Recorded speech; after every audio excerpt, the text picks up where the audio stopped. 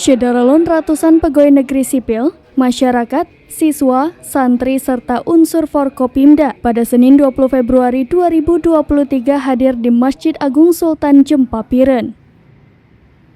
Mereka mengikuti zikir dan doa bersama yang dilaksanakan Pemkab Biren dalam rangka memperingati Isra Mi'raj Nabi Muhammad SAW 1444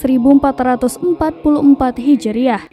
Kegiatan ini dihadiri PJ Bupati Biren Aulia Sofyan, Sekretaris Daerah Biren Ibrahim Ahmad, anggota DPRK Biren, dan unsur Forkopimda lainnya. Pada peringatan Isra Mi'raj Nabi Muhammad SAW, zikir dipimpin oleh Tengku Khalil dari Jenip Biren. Sementara tausiah disampaikan Dr. H.A. Mufakir Muhammad M.A., salah seorang dosen ilmu Al-Quran dan Tafsir Pasca Sarjana di UIN Araniri, Banda Aceh. Dari Biren, Yusmandin Idris, serambinews.com.